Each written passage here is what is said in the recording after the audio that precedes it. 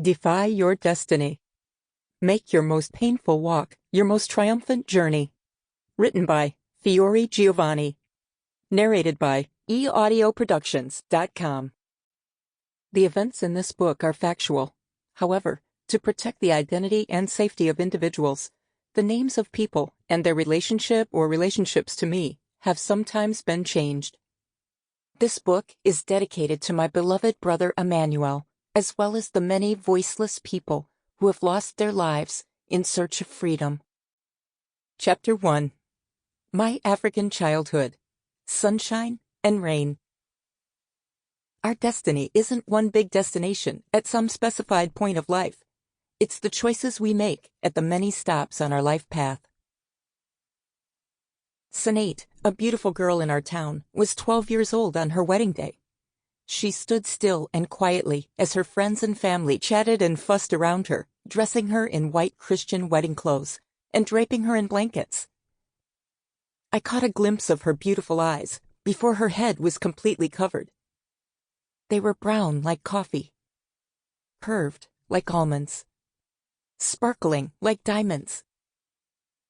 But once the blankets were cast over her head, the sparkle extinguished. Sinead was gone. In her place was a faceless white flag, surrendering. The young man she was about to marry was Aaron. It was her destiny to marry him because her father made the arrangements long before Sinead could even walk and talk. For many Eritrean parents, the ultimate life goal is for their children to marry early and to have babies quickly, even if they are practically babies themselves. Some girls in the village marry as young as 8 years old, when their tiny bodies are barely buds on a tree. Sinead met her husband for the first time during the ceremony, though the term meet is a bit of a stretch. It was impossible for Sinead to actually see Aaron because the blankets covered her face, and she permanently bowed her head. During the ceremony, though, Sinead did hold Aaron's hand while being blessed by Eritrean elders, friends, family, and church leaders. I wondered what the touch of his skin told her. A nice man with soft hands? A rough man who did manual work? Hard to say, but the first time Sinead actually laid eyes on Aaron was when he lay on her that night at his parents' home. I imagined what he saw when he looked at her face. Eyes brown like coffee, curved like almonds, completely filled with terror. Years later, I found out that Sinead's wedding night was a confusing, frightening night. A night that flowed into an endless stream of similar nights, until sex became an uncomfortable kind of normal. Sex didn't involve any kind of protection, so Sinead was pregnant immediately at the age of 12 and had several children before she reached the age of 20. If the agony of having babies while so young wasn't enough, Aaron beat her regularly, which was lawful, and cheated on her often, which was common.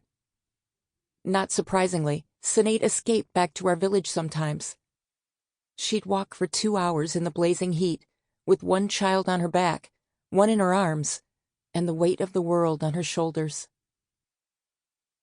Her parents denied her desperate pleas to allow her to stay. They'd give her a meal and send her on her way. She'd stand up on raw, tired feet to make the long hobble back to hell. Her parents weren't cruel people. They simply didn't know any differently. Sinead belonged to her husband. She was less. He was more. He was superior. She was his servant. She submitted. He enslaved. That was her destiny. That's the destiny for many Eritrean girls, and sadly, the inequality is evident from the moment a baby is born. In my town of Maidamu, babies were birthed at home. The births were brutal, often with either the baby or mother dying, and tragically, sometimes both. In my own family, 3 of my siblings were stillborn.